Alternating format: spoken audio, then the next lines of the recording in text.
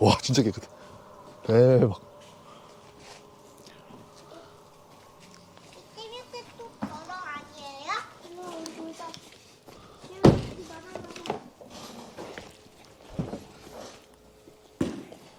와. 우와. 어마무시합니다. 이게 버스나무라고. 네, 사장님 안녕하세요. 네, 안녕하세요. 자기소개 좀 간단하게 부탁드릴게요. 네, 안녕하세요. 저는 밴쿠버에서 디테일링 세차하고 있는 박정수라고 합니다. 디테일링이요? 네. 디테일링이 뭐죠? 사실 이제 차에 대한 관심이나 아니면은 이제 차에 신경을 많이 쓰시는 분들이 점점 더 많아지면서 단순하게 하는 세차보다는 좀 더 차의 컨디션이라든지 그런 것들을 관리하면서 본인의 차를 더 좋은 세차 같은 컨디션으로 유지하시고 싶으신 분들이 점점 많아지고 있어요. 아, 네. 그러다 보니까 예전에 기존에 생각하시던 그냥 간단한 세차보다는 좀 더 전문적인 수준의 세차라고 생각하시면 됩니다. 사장님은 이민은 언제 오셨죠? 저는 2016년 6월에 처음으로 캐나다 그 워킹홀리데이 마지막 나이 때 2016년이요? 네. 그때 나이가 어떻게 되셨죠? 만 30이었죠. 만 30이요? 네, 31살 그럼 때 왔습니다. 대충 나이가 짐작이 되네요. 한국에서는 어떤 일을 하셨는지 여쭤봐도 될까요? 저는 기계공학 전공했었고 네. 자동차에 원래 관심이 많았었어가지고 자동차 그 부품 개발하는 GM 1차 벤더 회사에서 일했었습니다. 아, 그렇구나. 괜찮은 직장 생활을 하셨는데 네. 2016년도에 이민을 결정적으로 결정하신 계기가 있을까요?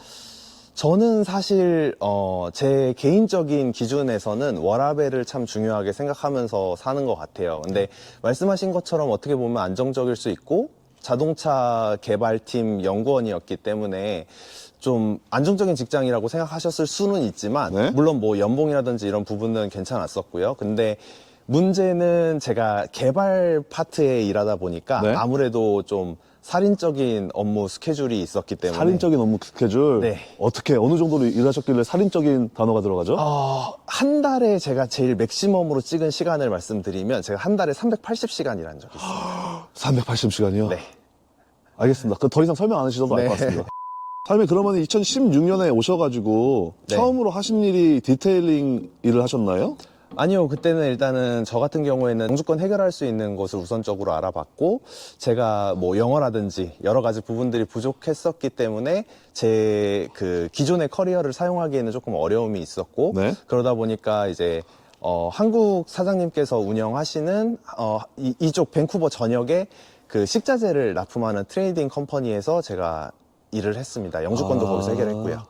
제가 사전 인터뷰 때 듣기로는 네. 전 직장에서 연봉도 상당히 높은 연봉을 받으시고 일을 오래 하셨는데 그런 조건을 다 뒤로 하시고 새로운 지금 업종으로 지금 전향을 하셨잖아요. 네. 그러한 이유가 있을까요? 사실은 제가 일단은 영주권 받고 난 이후에도 상당히 많이 인상된 연봉을 제안을 받았었고, 나름 그 일에서 좀 제 입으로 말씀드리긴 좀 그렇지만 그래도 인정받고 잘 자리 잡았다고 생각을 했기 때문에 네. 사실 그 전 회사에서도 많이 저를 잡으셨어요. 제가 고민을 했던 부분은 아까도 말씀드렸던 부분인데 워라벨에서 그 회사는 저랑 너무 맞지 않았어요. 왜냐하면 아무래도 레스토랑을 대상으로 식자재를 공급해 주시는 업체다 보니까 제가 이제 손님들이나 아니면 서플라이어 분들이랑 연락해야 되는 커머셜 핸드폰을 별도로 가지고 있었고요.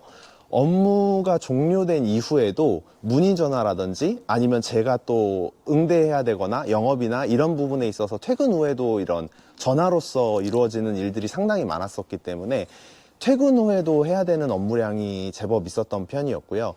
그래서 그런 부분이 있다면 사실은 제가 그 일을 계속했다면 이민을 생각하지 않았을 것 같아요. 한국에서 그냥 많은 업무량으로 일을 했을 것 같고, 근데 이제 워라밸을 찾아서 캐나다에 왔다고 생각했을 때는 그 직장은 이제 계속 제가 진행해야 될 일이라고는 생각하지 않았습니다. 실내를 먼저 하고 실외로 가게 돼요. 그 이유는 만약에 실외를 먼저 하게 됐을 때는 물론 제가 드라잉이라든지 아니면 마지막 왁스 작업까지 해드리지만 그 이후에 실내를 하게 되면서 깨끗하게 만든 실외를 다시 더럽히는 상황이 올 수 있기 때문에 우선적으로 실내를 먼저 다 끝내드리고 네. 그 다음에 바깥으로 이동하게 되는 그런 순서라고 생각하시면 알겠습니다. 뭐 차량 세차다가 동전이나 돈이 나오면은 그 팁으로 받아들이시나요? 아유, 그게 사실은 나와봤자 얼마가 나오겠어요. 그리고 그거는 제 개인적인 양심에 달린 부분이기 때문에 네. 제가 그냥 소정의 이득을 취하고자 뭔가 서비스에 대한 신뢰를 무너뜨리는 부분이기 때문에 아. 그런 것들은 다 모아서 다시 그러니까 손님께 마지막에 전달해드리고 있습니다. 아, 1000불이 나왔다고 하면요? 천불도 드려야죠.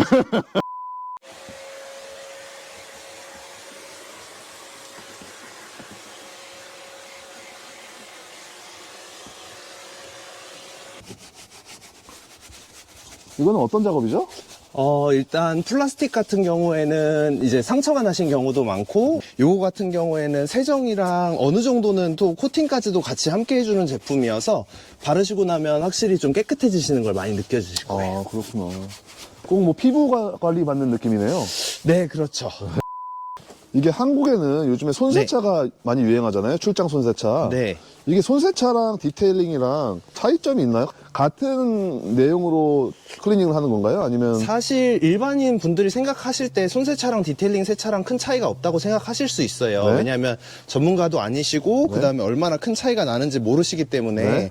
근데 이제 제가 생각하는 디테일링 세차의 강점은 사실은 이게 차를 어떤 순서나 어떤 프로세스를 통해서 세차해 주느냐에 따라서 정말 이게 데미지가 많이 갈 수 있거든요. 네. 그래서 그런 부분에 대해서 좀 더 세밀하게 고려를 하고 그 컨디션을 유지하는 데 좀 더 집중하기 때문에 그런 부분들에서 확실히 디테일링 세차 강점이 있지 않나 생각합니다.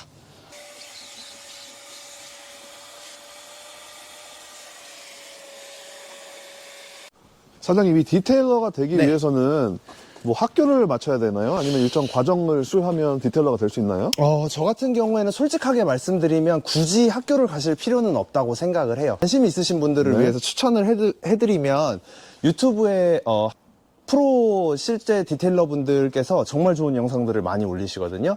오토 브라이트 다이렉트 코리아일 거예요. 거기 같은 경우에는 정말 세세하게 파트별로 나눠서 설명을 해주셔서 사실은 제가 이쪽에서 간단한 서티피케이트 받을 수 있는 이제 교육을 받았었는데 거기서 배운 것보다 그 유튜브 채널을 통해서 배운 게 저는 더 많다고 느낄 정도로 상세하게 해놓으셨고 또 새알람이라고 하셔서 또 세차 알려주는 남자 채널을 또 운영하고 계신 분들이 계신데 그분들을 통해서 세차가 어떻게 진행되는지나 유의해야 될 상황 같은 거는 요즘에는 워낙 유튜브가 잘 돼 있다 보니까 쉽게 정보를 얻으실 수 있고요. 정말 중요한 거는 이제 그거를 실제로 실행하시는 여러분이 타협하지 않는 게 오히려 저는 더 중요하다고 생각을 해요. 뭔가 약간 건너뛰거나 아니면은 그냥 생략하고 싶은 마음이 드실 수가 있는데 사실은 그런 게 전반적인 다 프로세스의 과정이기 때문에 그런 부분들 신경 쓰신다면은 저는 충분히 하실 수 있다고 생각합니다.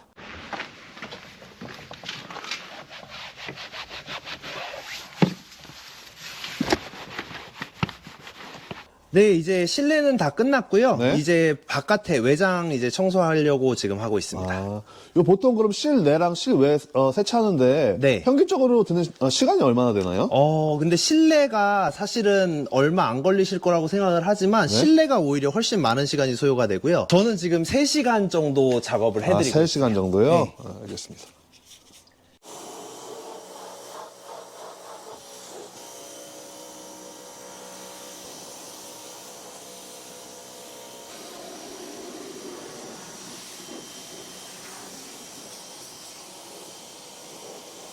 이제 밴쿠버가 사실은 겨울 내내 네. 비가 많이 오고 많이 오죠. 눈도 많이 오잖아요. 네. 그래서 겨울에는 사업을 어떻게 운영하시는지. 겨울철에 비가 오거나 눈이 오는 경우에는 네. 좀 실내에 집중을 해서 이제 스팀이나 아니면은 카페 청소기를 이용한 특히나 이제 캐나다 같은 경우는 한국이랑 다르게 패브릭 시트 가지고 계신 분들이 많잖아요. 많죠. 그래서 저도 패브릭 시트고. 네, 그런 경우에는 이제 실내 세차를 좀 더 꼼꼼하게 해드릴 수 있는 부분이라든지 네. 이제 제가 나중에 개인적으로 세차할 수 있는 공간이 주어지게 됐을 경우에는 이제 광택이나 이런 것까지도 다양하게 구상을 하고 있습니다. 이민 오신 지 몇 년 차시죠? 저 이제 6년 차, 7년 차인가요? 네. 결혼도 하셨잖아요, 그죠? 네, 그렇죠. 아, 사장님은 이민 오셔가지고 네. 어떻게 삶에 만족하고 계시나요? 아직 제가 가야 할 길이 앞으로도 많이 남았다고 생각은 하지만 현재까지 삶에 많이 만족하고 있습니다. 지금 하시는 작업은 뭐죠? 지금 같은 경우에는 이제 휠이랑 타이어 먼저 우선적으로 청소해드리고 있습니다. 아, 이게 타이어 같은 경우에는 갈변 현상이라고 해서요. 네. 이제 햇빛을 많이 받으시잖아요. 네. 그러면 오존 분해 방지제가 들어있어요. 그래서 오래된 타이어 보시면 여기가 갈색으로 변해 있는 네, 거 많이 많이 봤어요. 보였을 네, 거예요. 네. 그래서 그 부분을 청소해 주는 거라고 생각하시면 되고요. 이제 휠 같은 경우에는 타이어 분진이 많이 나오기 때문에 네. 물론 이제 한국이나 일본 브랜드 차량은 좀 괜찮은데 독일 브랜드 같은 경우에는 브레이크 분진이 좀 많이 심한 편이에요. 그래서 이쪽에 브레이크 분진이 좀 많이 나오는데 그런 부분들 청소해 드리는 거라고 생각하시면 돼요. 알겠습니다.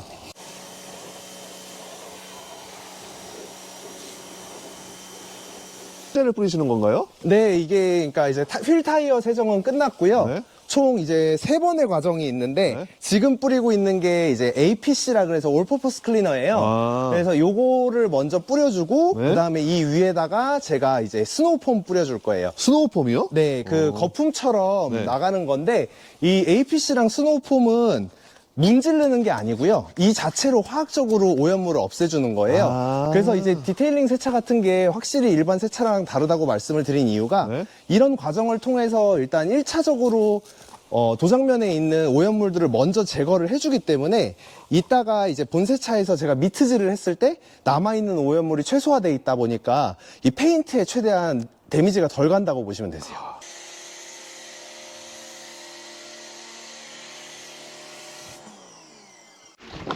사장님 이렇게 세차 한번 하는데 가격이 어떻게 될까요? 제가 일단은 차종별로 크기가 차이가 나면은 제가 소요되는 시간이 훨씬 더 많아지기 때문에 차종별로 받고 있어요. 그래서 세단 같은 경우에는 제가 200불 받고 있고, 그 다음에 일반 SUV가 20불 더, 그래서 220불, 그 다음에 이제 3열 SUV 있잖아요. 텔룰라이트나 아니면은 완전 대형 SUV 이런 것이면은 20불 더 받아서 240불까지 그렇게 받고 있습니다. 지금 저희 구독자분들 중에 네. 한국에 계시는 분들이 많이 계신데 네. 그분들이 보시기에는 20만 원이잖아요, 그죠? 네. 제일 싼 게 네네. 좀 비싸다라고 생각하실 수 있는데 여기 지금 업계에 네. 평균 가격이 이 정도 형성돼 있는 건가요? 로컬에 이런 서비스를 해주시고 있는 분들 보시면은 거의 240불부터 제일 시작한다고 싼 보시면 게요? 되세요. 아. 근데 저 같은 경우에는 좀 더 저렴하게 해드리고 있는 거죠. 그러면은 제가 제안 하나 해도 될까요? 네, 저희 혹시 그 구독자님들 중에 네. 세차를 만약에 필요로 하시는 분이 있으면 네. 사장님께 연락을 드리면 저희 이방인 성공시대 구독자 디스카운트 해드릴 수 있을까요? 아, 네, 물론입니다. 제가 지금 이제 오더를 홈페이지로 받을 수 있게 지금 다 마련을 해놨어요. 아마 PD님이 나중에 안내를 해주실 것 같은데 그때 이제 그 코멘트 남기는 란이 있는데 거기에 이방인 성공시대 보고 접수합니다 라고 남겨주시면 15% 디스카운트 해드릴 예정입니다. 감사합니다. 네.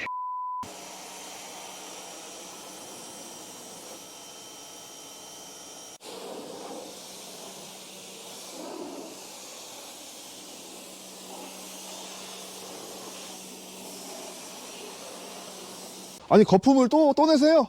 네, 이게 이제 본세차인데 네. 투버킷 세차라고 하거든요. 네.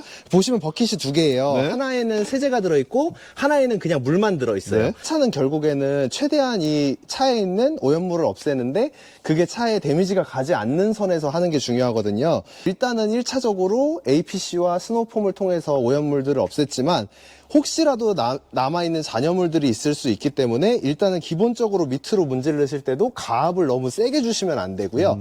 그냥 저 밑의 무게로만 이렇게 문지른다고 생각하시면 되세요.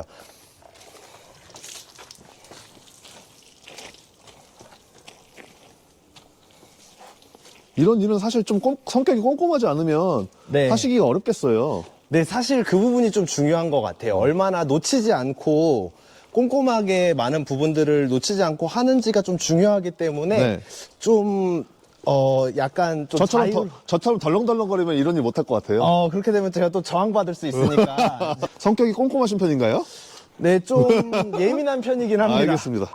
미트가 왜 두 개인가 생각하셨을 텐데 지금 제가 위에는 지금 전부 다 했어요. 근데 네? 이제 이 부분을 하게 될 텐데 하단부요? 네, 근데 이런 부분 같은 경우는 아무래도 모래라든지 이런 게 튄 게 많기 때문에 만약에 이 여기를 닦은 밑으로 여기를 다시 닦으신다면 여기가 완전 다 기스가 엄청 많이 나겠죠. 그래서 저 같은 경우에는 아래랑 위에 나누는 미트를 분리해서 사용하고 있습니다. 그렇게까지 신경을 쓰세요? 네.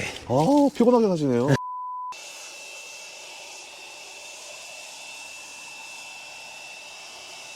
물 같은 경우에는 이제 물때가 남을 수가 있어서 그래서 전반적으로 일단은 에어블로어로 한번 우선적으로 작업해주고 그 다음에 이제 드라잉 작업 추가적으로 한다고 생각하시면 됩니다. 이건 또 무슨 작업인가요? 저 이제 물왁스로 마무리를 해드리는데 요걸로 이제 마지막 작업해드리고 그 다음에 타이어 드레싱, 유리 세정제로 유리 닦는 것까지 하면 이제 모든 작업이 끝나게 됩니다. 약간 고무다 보니까 허옇게 보이시는 것 같은 효과가 없지 않아 있어요. 네. 보시는 것처럼 이게 타이어 드레싱 끝난 이후거든요. 네. 아까 보셨던 것보다 확실히 까만 색감이 많이 돌아왔죠. 그러네요.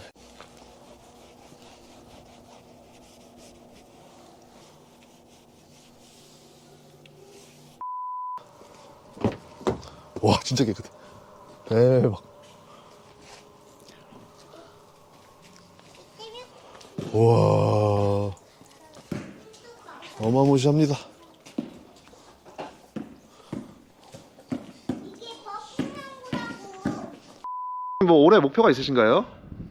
저 올해 목표는 사실 올해부터 제가 본격적으로 비즈니스가 시작된 거라고 세팅은 작년에 하기는 했지만 그렇기 때문에 좀 더 제가 사업적으로도 많이 성장을 해서 지금은 디테일링 세차만 하고 있지만 광택이라든지 아니면 뭐 스팀 세차, 내부 세차 같은 식으로 좀 더 다양한 서비스를 여러분들이 받으실 수 있게 성장하는 게 제 목표입니다. 저는 조금 좋아하는 말이 배워서 남 준다라는 말이 참 좋은 말인 것 같은데요. 그래서 혹시라도 세차 관심이 있으신 분들은 세차요정 밑돌쇠라는 분 알고 계실 수도 있어요. 그분 같은 경우에는 그 지역사회에 어려우신 분들 실내 세차를 해주시는데 이제 그 별도의 비용을 받지 않고 하시는 분이 있거든요. 그런 것처럼 저도 이제 조금 어느 정도 비즈니스가 자리 잡고 안정화되면 저도 다양한 여러분들 도울 수 있는 위치까지 가서 선한 영향력을 미칠 수 있는 게 저는 성공이라고 생각합니다.